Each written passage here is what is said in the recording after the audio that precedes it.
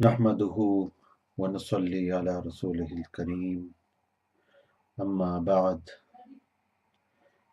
فأعوذ بالله السميع العليم من الشيطان الرجيم بسم الله الرحمن الرحيم۔ درس غزالی میں آج ہم اللہ تعالیٰ کی ذات کے حوالے سے جو ایک سالک کا عقیدہ ہونا چاہیے اس پہ ہم روشنی ڈالیں گے۔ تو امام صاحب نے اللہ تعالیٰ کے بارے میں جو عقیدہ ہے اس کو بیان کرتے وقت تین چیزیں بیان کی ہیں۔ پہلے تو اللہ تعالیٰ کی ذات کے متعلق کیا عقیدہ ہے، اور دوسرا پھر اللہ تعالیٰ کی صفات کا عقیدہ کہ صفات میں کیا ہے، اور جو تیسرا جون سا آتا ہے عقیدہ وہ ہے کہ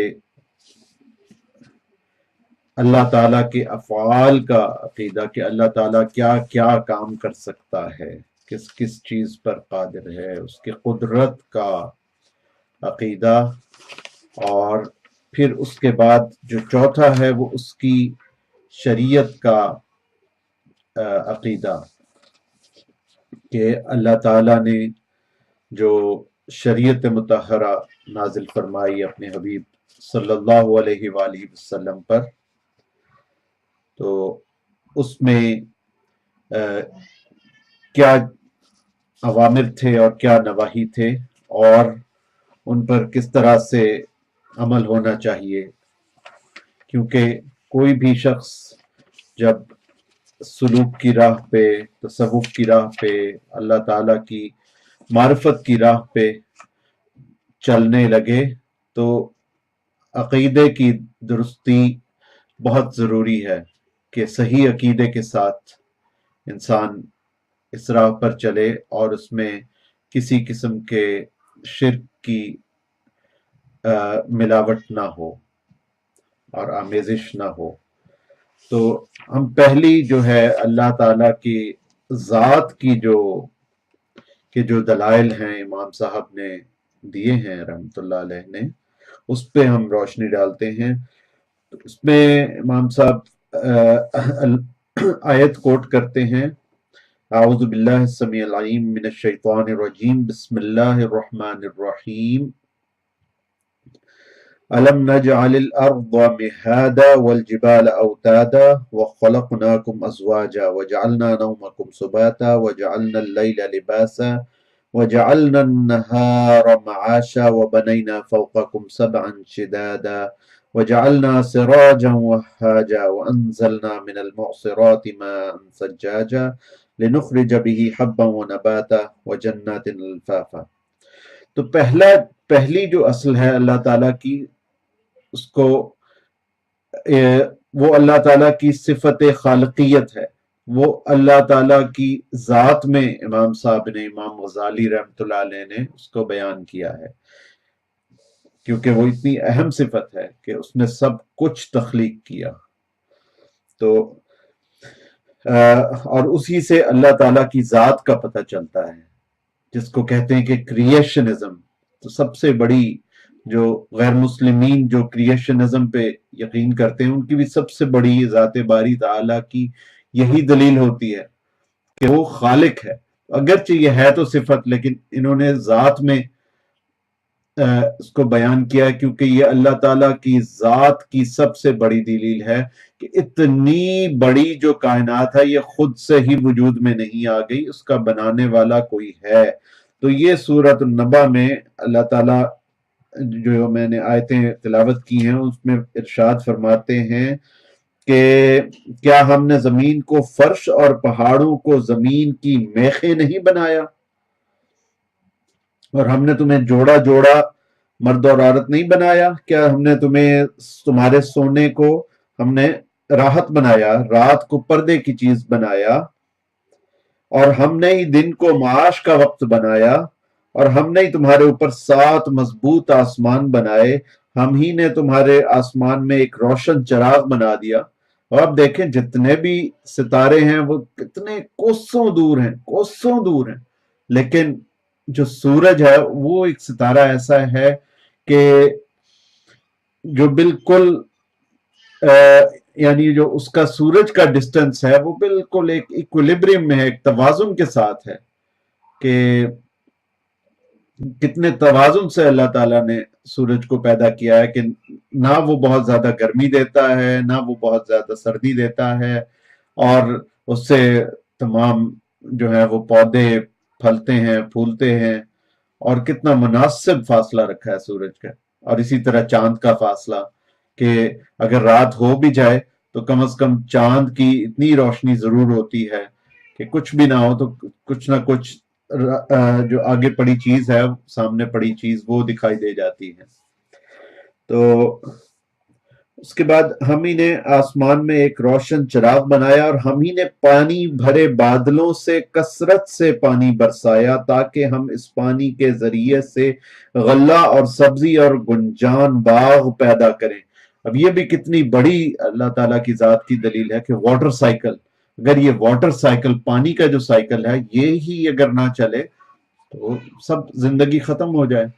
اور جہاں پہ اللہ تعالیٰ نے پھر اس میں دکھا دیتا ہے اللہ تعالیٰ اپنی نشانیاں، کہ جب لوگوں کو پانی نہیں ملتا، چرندوں پرند کو، انسانوں کو، تو پھر کیا حالت ہوتی ہے، تو اللہ تعالیٰ صرف وہ دکھانے کے لیے کہ کتنی اہم اللہ تعالیٰ کی نعمت ہے پانی، اور اس کو ہمیں ضائع نہیں کرنا چاہیے۔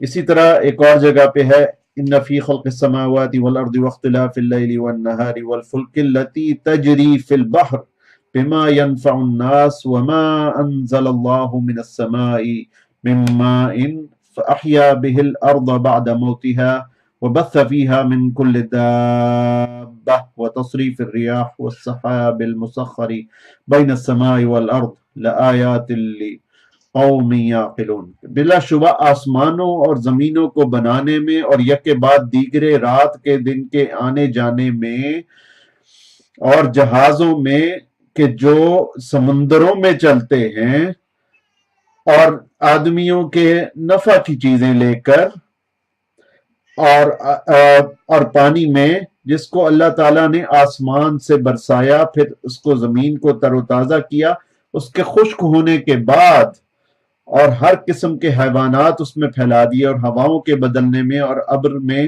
جو زمین اور آسمان کے درمیان مقید رہتا ہے، دلائل ہیں توحید کے ان لوگوں کے لیے جو عقل سلیم رکھتے ہیں۔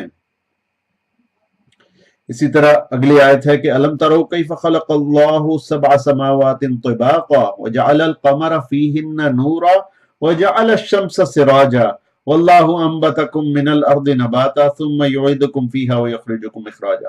کیا تمہیں معلوم نہیں ہے کہ اللہ تعالیٰ نے کس طرح 7 آسمان اوپر تلے پیدا کیے؟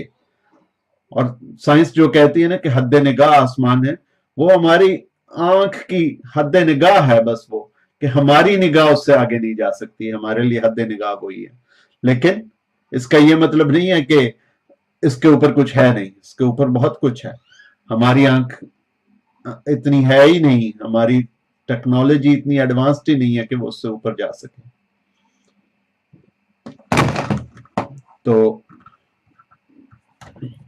اس کے بعد جو آتا ہے، تو اب اس میں جو اللہ تعالیٰ فرماتے ہیں کہ کس طرح 7 آسمان اوپر تلے پیدا کیے، اور ان میں چاند کو نور کی چیز بنایا، اور سورج کو مثل چراغ روشن بنایا، اور اللہ نے تم میں زمین سے ایک خاص طور پر پیدا کیا، اور تمہیں مرنے کے بعد زمین ہی میں لے جائے گا، اور قیامت میں پھر اسی زمین سے تمہیں باہر لایا جائے گا۔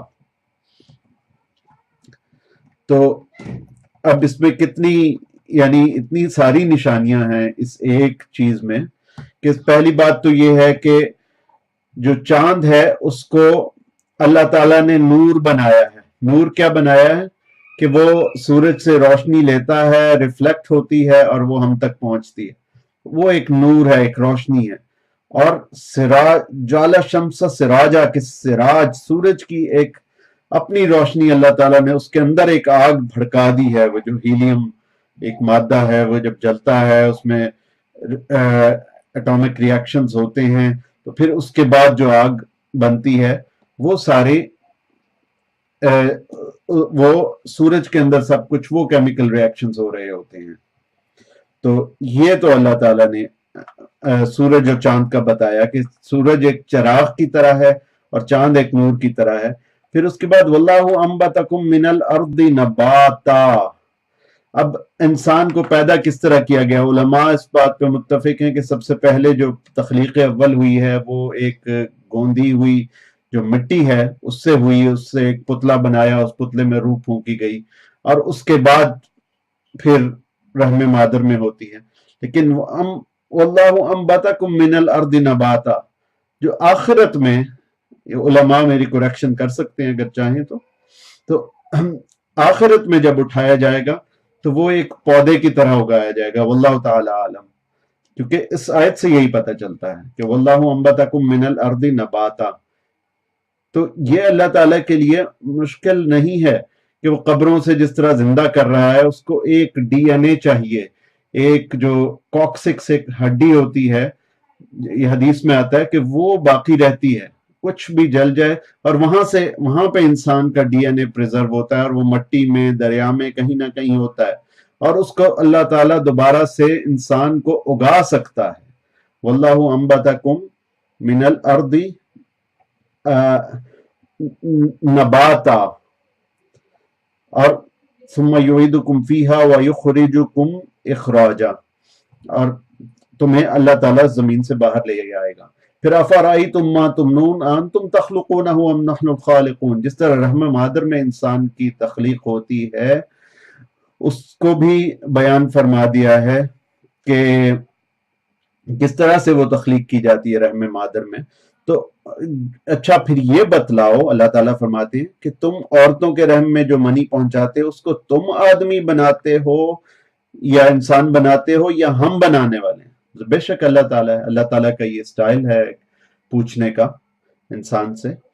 پھر اس کے بعد ہے نحن جعلناہا تذکرۃ ومتاعا للمقوین. ہم نے اس آگ کو یاد دہانی کی چیز اور مسافروں کے لیے فائدے کی چیز بنایا ہے. پھر یہاں سے پتہ چلتا ہے کہ اللہ تعالیٰ کی ذات کی جو سب سے بڑی دلیل ہے وہ اس کی خالقیت ہے، کہ وہ ارض و سما کا خالق ہے. تو افی اللہ شک فاطر السماوات والارض. کیا تمہیں اللہ تعالیٰ میں شک ہے جو زمینوں اور آسمانوں کا بنانے والا ہے؟ پھر اسی طرح ایک اور آیت میں آتا ہے وَلَئِن سَأَلْتَهُمْ مَنْ خَلَقَ السَّمَاوَاتِ وَالْأَرْضِ، اور آگے لَيَقُولُنَّ اللَّهُ. اگر آپ ان سے یہ پوچھیں گے کہ آسمانوں اور زمین کو کس نے بنایا ہے تو وہ ضرور یہی جواب دیں گے کہ اللہ تعالی نے. یہ پارہ نمبر 21 ہے اور آیت نمبر 25 ہے. اس کو ہم دیکھ لیتے ہیں، اور یہ ہم نے نکالی تنزیل .net. یہ بہت اچھی ویب سائٹ ہے تنزیل .net.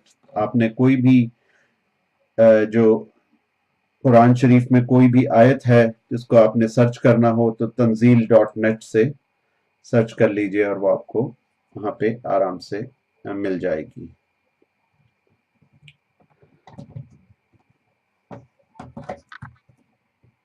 تو اب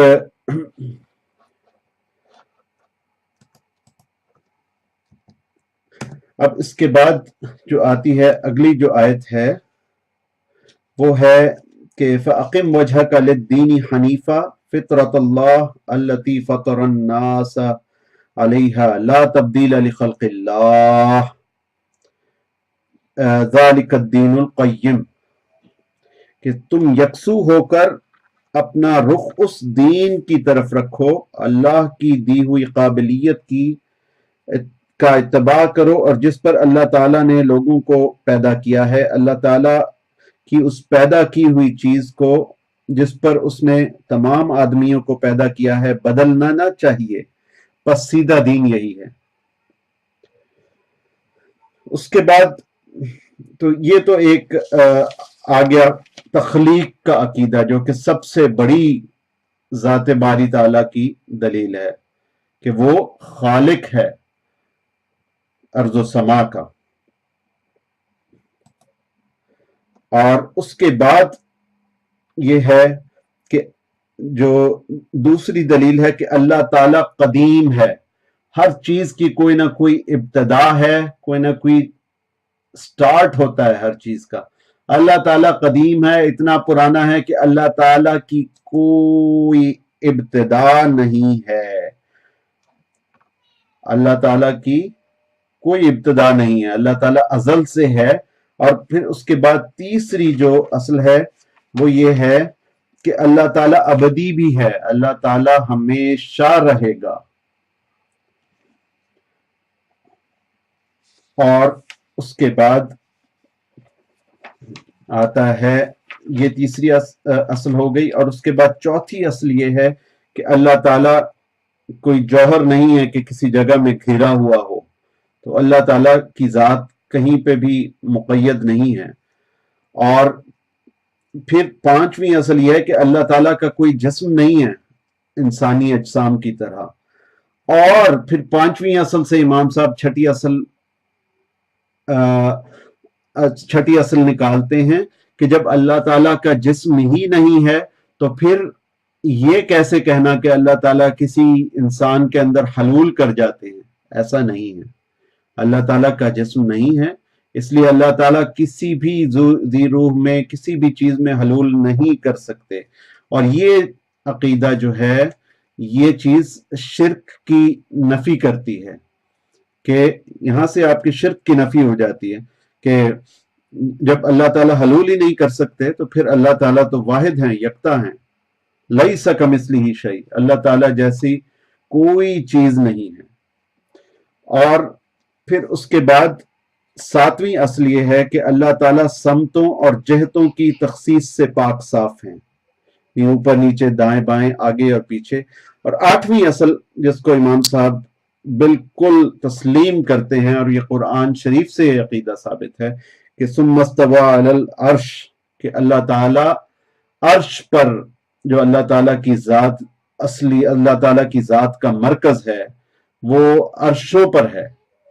तो सुम्मस्तवा इलस समाई व हिया दुखान, फिर चढ़ा आसमान की तरफ और धुआं हो रहा था। अल्लाह ताला जो है वो मरकजियत के एतबार से वो आसमानों के ऊपर है, लेकिन इसके साथ साथ अपने इल्म के हिसाब से और अपनी नूरानियत के, अपने नूर के हिसाब से अल्लाह ताला का नूर हर जगह पे मौजूद है। और अल्लाह ताला यानी कि वहुवा माकुम ऐना मा कुंतुम, कि तुम जहां भी होगे वो तुम्हारे साथ होगा। तो अल्लाह ताला अपने इल्म के जरिए, अपने नूर के जरिए हमारे साथ है, लेकिन अल्लाह अलहदा है, मखलूक अलहदा है। और अल्लाह ताला की जात का जो मरकज है वो आसमानों पर है। और अल्लाह ताला समत से अदरवाइज पाक है, जिस्म से पाक है। लेकिन इसके साथ साथ इमाम साहब फरमाते हैं, अब ये नवी असल आ गई कि जिहाद से और समत से मुनज़्ज़ह और पाक है। और 10वीं असल बताते हैं कि अल्लाह ताला का कोई शरीक नहीं है, वो यकता है, उसकी कोई मिसाल नहीं है, उसकी कोई मिसल नहीं है, वो तख्लीक और इब्दा में मुनफरिद है, वो ईजाद और इख्तरा में अकेला है, ना उसका कोई मिसल है, ना मुशाबे, ना मुसावी, ना उसका कोई मुकाबिल है कि उससे नज़ा करे या उसके मुनाफी हो।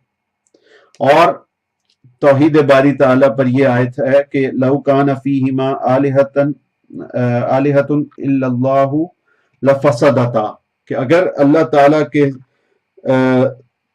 सिवा भी कोई और माबूद होता, बिलफर्ज आसमान जमीन में, तो दोनों बर्बाद हो जाते हैं, या फिर जमीन में फसाद बर्पा होता कि एक माबूद जो है वो कहता कि बारिश बरसानी है, एक कहता नहीं। अल्लाह ताला एक है, दो नहीं हो सकते, तीन नहीं हो सकते, सिर्फ एक है। और अल्लाह ताला जो है वो जहत और समत से पाक है, लेकिन इसके बावजूद अल्लाह ताला की तजल्ली जन्नत में दिखाई देगी लोगों को। और इसके जो दलाइल हैं, अल्लाह ताला के समत से पाक होने के बावजूद अल्लाह ताला ऐसी सूरत पैदा करेगा कि जन्नत में जन्नती लोग उसको देख सकें। वजूह यौमा इज़िन नाज़िरा इला रब्बिहा नाज़िरा, बहुत से चेहरे उस वक्त बारौनक होंगे और अपने रब की तरफ देखते होंगे। तो इला रब्बिहा नाज़िरा, सुभान अल्लाह, क्या कैफ होगा उस वक्त। और ला तुदरिकुल अब्सारु व हुवा युदरिकुल अब्सार, उसको नहीं पा सकती आंखें और वो पा सकता है उन आंखों को। तो हमारी आंखें अल्लाह ताला को नहीं देख सकती, लेकिन अल्लाह ताला जन्नत में ऐसी आंखें अता कर देंगे जिससे हम अल्लाह ताला को देख सकेंगे। इसी तरह हजरत मूसा अलैहिस्सलाम को फरमाया था अल्लाह ने कि लन तरानी, तू हरगिज मुझे ना देख सकेगा। तो ये सारी चीजें तौहीद बारी ताला के जो दलाइल हैं, इसको इंसान अपने अंदर रासिख कर ले और फिर उसके बाद तसव्वुफ और सुलूक की मनाजिल पे तय करे, ताकि शैतान उस वक्त गुमराह ना कर सके। इंसान का जो तौहीद का अकीदा है बहुत मजबूत होना चाहिए। इंशाल्लाह अगली जो नशिस्त होगी हम उसमें अल्लाह ताला की जो दीगर सिफात हैं उसका हम जायजा लेंगे कि जो खालकियत के अलावा जो दूसरी सिफात हैं। तो अल्लाह ताला हमें समझबूझ अता फरमाए और अल्लाह ताला हमें अपने से मोहब्बत करने वाला बना दे। वाखिरु दावाना अल्हम्दुलिल्लाहि रब्बिल आलमीन, वस्सलामु अलैकुम व रहमतुल्लाहि व बरकातुहू।